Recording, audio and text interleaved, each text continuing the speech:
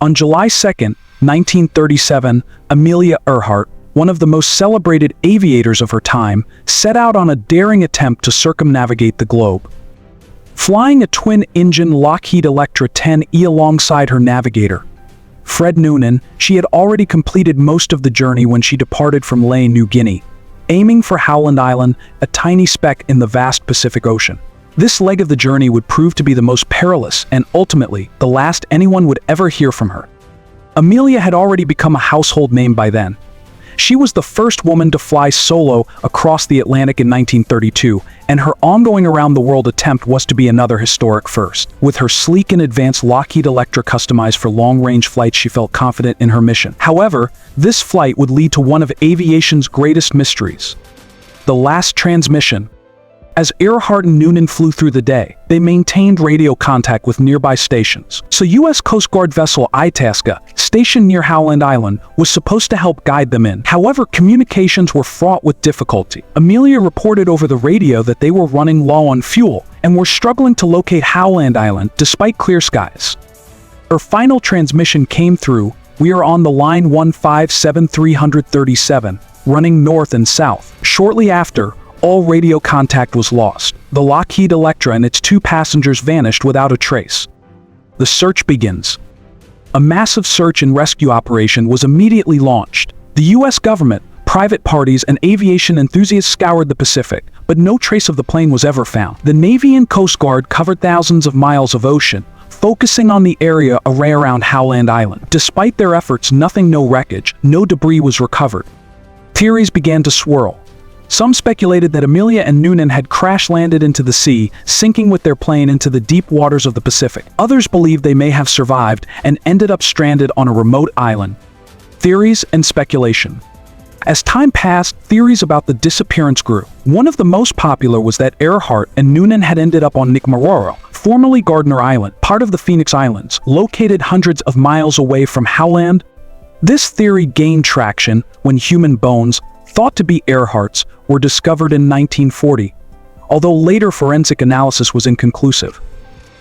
Another theory suggested that Earhart had been captured by the Japanese after landing in the Marshall Islands, which were under Japanese control at the time. This idea was based on reports from locals and anecdotal evidence, but no definitive proof has ever emerged. Legacy and mystery. The fate of Amelia Earhart and her Lockheed Electra remains one of the greatest unsolved mysteries in aviation history. Numerous expeditions and research projects have tried to uncover the truth, yet the final resting place of Earhart, Noonan, and their plane remains unknown. On July 2, 1937, Amelia Earhart, already a global icon, set off on one of the most ambitious aviation endeavors of her time, an attempt to circumnavigate the globe. This wasn't just any journey. It was to be the longest route around the equator, covering nearly 29,000 miles. With her trusted navigator Fred Noonan by her side, Earhart was poised to make history. Flying a specially modified twin-engine Lockheed Electra 10E, they had successfully completed over 22,000 miles of the journey. However, it was on the most challenging and isolated leg from New Guinea to Howland Island, the flight that defied the odds. Amelia Earhart was no stranger to defying expectations. Born in 1897, she developed a passion for flying at a young age, quickly rising to prominence with a series of groundbreaking achievements. In 1932, she became the first woman to fly solo across the Atlantic, and she later set numerous speed and altitude records. Earhart was a symbol of courage, independence, and determination, pushing the boundaries of what was thought possible for women and for aviation. Her Lockheed Electra 10E was not just a plane, it was a marvel of modern technology, custom-fitted with extra fuel tanks for long-distance flying. The aircraft had a maximum range of 4,500 miles.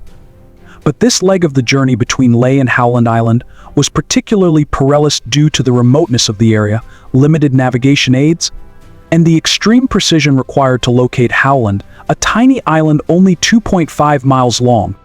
Trouble in the air, a mission fraught with challenges. After departing the flight began well. Earhart and Noonan were on schedule and in communication with ground stations. However, as they flew deeper into the Pacific, complications began to arise.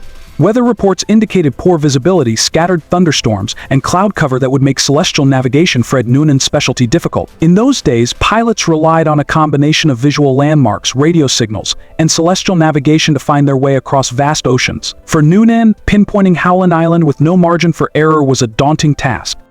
Compounding the issue was the radio communication between Earhart's plane and the U.S. Coast Guard vessel Idaska, stationed off Howland Island to guide her in. The radio frequency issues, combined with the distance, led to poor reception. Earhart's transmissions were often faint, garbled, or cut off entirely. Meanwhile, the Idaska crew could hear her, but she didn't seem to receive their responses, leaving her and Noonan navigating blindly in the vast expanse of the Pacific. The last transmission: "We are on the line 157-337. At around 7:42 a.m. local time, Earhart transmitted her last known message to the Idaska. "We are on the line 157-337, running north and south." This cryptic transmission referred to a compass heading, suggesting they were flying along a line of longitude but unsure of their exact position. For her words conveyed growing concern they were running low on fuel, unable to find the minuscule island of Howland amidst the endless blue of the ocean. Despite the efforts of the Idaska to communicate further and guide the plane in, all contact was lost shortly afterward. Earhart's Lockheed Electra simply vanished. The largest search operation in history. The disappearance of Amelia Earhart sparked one of the most extensive and expensive search and rescue operations in history. President Franklin D. Roosevelt ordered the U.S. Navy and Coast Guard to scour the ocean, deploying ships, planes, and personnel to the search area. The primary search focused on the waters around Howland Island, as well as nearby islands in case Earhart had managed to ditch the plane or make an emergency landing. Despite a search covering 250,000 square miles of ocean, not a single piece of debris, wreckage, or any sign of Earhart and Noonan was found. After 2 weeks, the official search was called off, leaving the world in shock and disbelief. Theories and speculation: what really happened? In the wake of the official search, a host of theories emerged regarding the fate of Earhart and Noonan. The most widely accepted theory is that the Electra ran out of fuel and crashed into the Pacific Ocean. However, with no wreckage ever discovered, other theories have gained traction over the decades. 1. Crash and sink theory. The leading hypothesis is that the plane simply ran out of fuel and crashed into the ocean somewhere near Howland Island. This theory is supported by Earhart's final transmissions indicating they were flying in the vicinity of the island. However, ocean currents and the depths of the Pacific may have quickly carried the wreckage away, making it difficult to find. The Nikumaroro hypothesis. One of the most intriguing theories suggests that Earhart and Noonan may have flown off course and landed on Nikumaroro Island, formerly Gardner Island, part of the Phoenix Islands chain, about 350 miles southeast of Howland Island. In 1940, a British colonial officer found human bones on the island, along with artifacts such as a woman's shoe and an airplane part, fueling speculation that Earhart survived as a castaway. Although the bones were sent for analysis, they were lost, and modern forensic re-examinations based on photographs of the bones remain inconclusive. In recent years, numerous expeditions have visited Nikumaroro, uncovering more artifacts, such as aluminum debris and glass bottles, but definitive proof linking them to Earhart remains elusive. 3. The Marshall Islands and Japanese capture theory. Another theory posits that the Japanese may have captured Earhart and Noonan after landing in the Marshall Islands, which were under Japanese control at the time. Some locals from the Marshall Islands claim to have seen an American woman pilot and her companion being taken into custody. According to this theory, Earhart and Noonan were thought to be American spies, and they may have been executed or died in captivity. However, no solid evidence, such as military records or photographs, has been found to corroborate this. Government conspiracy theories. As with many high-profile disappearances, conspiracy theories have flourished. Some speculate that Earhart was on a secret mission for the U.S. government to spy on Japanese-held territories in the Pacific, and her disappearance was covered up to avoid political fallout. While there is no credible evidence to support this, it remains a popular theory among some researchers. Legacy and the unsolved mystery.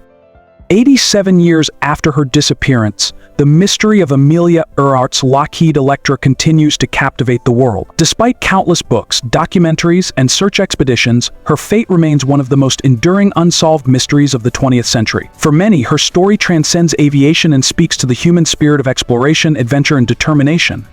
Amelia Earhart's legacy is one of breaking barriers, not just in aviation but for women in all fields. She inspired generations to dream big, push boundaries, and refuse to accept limitations. Though her life ended in mystery, Her accomplishments as a pioneering aviator and her influence on future generations are undeniable.